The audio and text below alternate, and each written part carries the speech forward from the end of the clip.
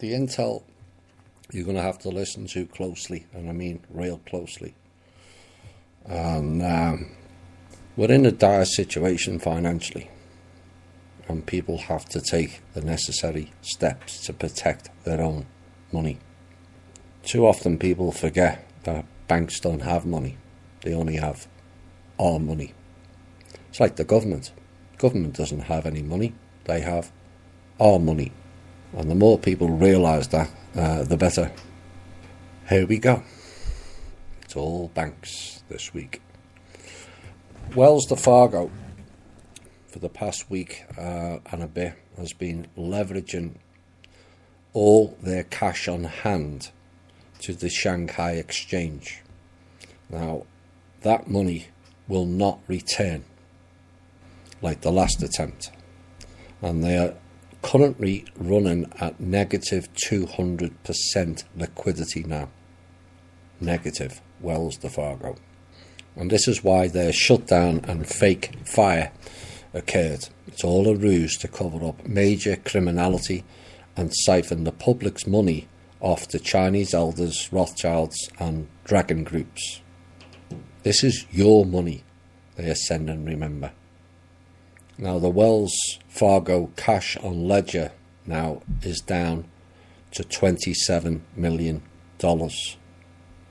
which may seem a lot to many, but in reality that's pittance, and it's dwindling as of Tuesday. Citibank, next item, have done the same as Wells Fargo, only their liquidity is worse, near 500% negative liquidity. Citibank transferred its cash on hand to Citibank Hong Kong, and the Citibank Hong Kong tried to leverage the cash in RMBs, and the Chinese government blocked it. So for those of you who think America and China governments are in opposition, think again. What happened next is all that cash disappeared. Just disappeared. Next item.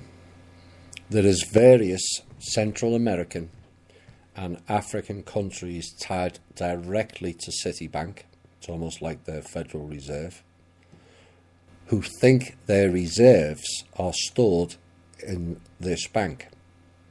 But I'm sorry to tell you, they're all gone.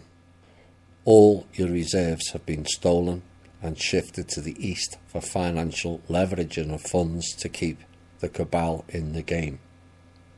Like I said, Wells Fargo and Citibank have sent their cash over to the Shanghai Exchange, and again it was promised it would be returned with some RV style program, like what happened the same when they sent money in last December.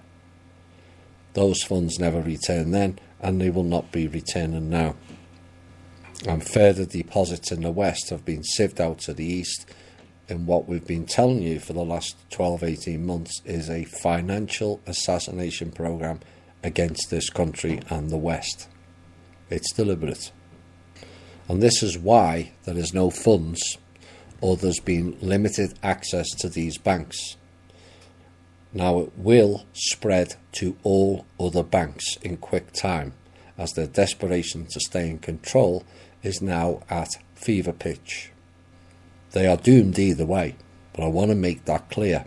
The shifting of funds from one hand to the other only works for a short time, before the lower structure of it all begins to collapse.